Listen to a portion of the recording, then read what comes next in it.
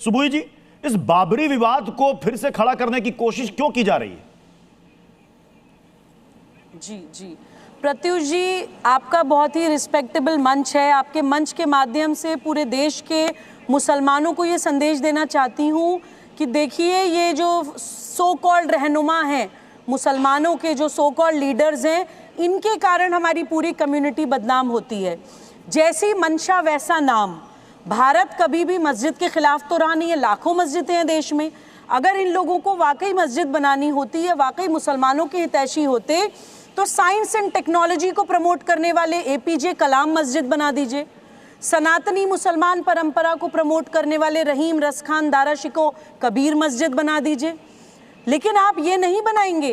देश के लिए मर मिटने वाले ब्रिगेडियर उस्मान या अब्दुल हमीद मस्जिद बना दीजिए, वो नहीं बनाएंगे। ये बनाएंगे बाबरी मस्जिद, क्योंकि जैसे मैंने पहले कहा कि जैसी मंशा वैसा नाम। इन लोगों की मंशा ही है कि ऐसे मुसलमानों को प्रमोट करो जो मंदिर तोड़ता हो, जो मंदिर विध्वंस करता हो, जो दूसरों की ज़मीन पे हक तलफी करके हड़प के मस्जिदें बनाता हो। ये नहीं बताएंगे कि इस्लाम में जायज़ ही नहीं है ऐसी मस्जिद। इस्लाम के टेनेट्स के हिसाब से मस्जिद सिर्फ वहाँ बन सकती है जो या तो ख़रीदी हुई ज़मीन हो या दान दी हुई ज़मीन हो, स्वेच्छा से दान दी हुई ज़मीन हो। लेकिन क्योंकि ये बाबरी मस्जिद बनाने वाले हैं, तो आपने एक्सपोज ही किया कि जिस जमीन पे बनाने वाले हैं वो कह रहे हैं ना हमसे खरीदी ना इनके पास कागज है।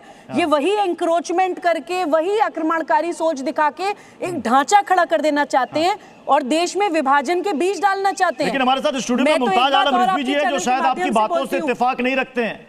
वो कहते हैं कि बाबरी नाम से दिक्कत क्या? वो कह रहे देश का संविधान कहीं कहता है क्या कि बाबरी नाम से मस्जिद नहीं बन सकती? तो हमने कुछ कहा ही नहीं। सैयद जवाद ने कहा था ना डिबेट में, कब हमने कहा? चलिए आप अपनी बात रखिए, आप अपनी राय रखिए। मुमताज आलम क्यों कह रहे हैं कि आपने? चलिए आप अपनी बात रखिए, पानी भी आज आपके पास। सबसे पहले मैं ये कह रहा हूँ, सबसे पहले मैं कह रहा हूँ कि उन लोगों को फौरन अरेस्ट किया जाए, गिरफ्तार किया जाए जो माइक पे आके, टीवी पे आके ये कह रहे हैं कि हमने बाबरी मस्जिद को गिराया था। सबसे पहले, क्योंकि सुप्रीम कोर्ट ने अपने फैसले में कहा ये क्रिमिनल ऑफेंस है।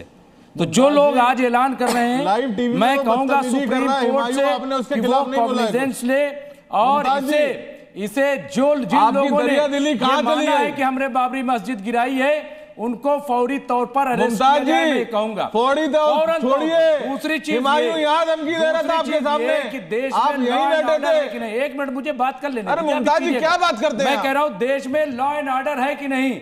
अगर वो गैर कानूनी बना रहा है, अगर वो फसाद बर्पा कर रहा है, तो पुलिस की जिम्मेदारी, एडमिनिस्ट्रेशन उसको गिरफ्तार। मैं आपसे पूछ रहा हूं, बाबरी नाम से मस्जिद मुसलमान मुमताज आलम दंगा करवाने, मुसलमान अंधे हो गए क्या? दंगा कौन करा रहा है? अंधे तुम बन रहे हो, अंधे तुम बन रहे हो। वो तीसरी बात, मुमताज जी ये बात पूरी तरह से गलत है। जो हमें सुप्रीम हुमायूं ने आपके सामने धमकी दी है, उसकी मारूंगा। अयोध्या में बनवाई जाए और मैं कहूंगा कि मस्जिद बनवाई जाए और जिस तरह से हमारे प्रधानमंत्री बाबरी नाम से बनाई जाए। बाबरी नाम से आपको कोई दिक्कत नहीं है? नहीं, मैं क्या कह रहा हूं? नहीं, मेरा सवाल सीधा सा था। सुबुई खान ने कहा, इकबाल अंसारी ने कहा कि बाबर कौन था? हमारा मसीहा नहीं था। कानूनी अगर है तो फौरन चाहिए कि उस पे एडमिनिस्ट्रेशन आप पुलिस कंप्लेंट करोगे और उसे आप हुमायूं के खिलाफ पुलिस कंप्लेंट करोगे? अंदर भेजा जाए। मैं कह रहा हूं जेल के अंदर भेजा जाए। मुमताज जी आप पुलिस कंप्लेंट करोगे?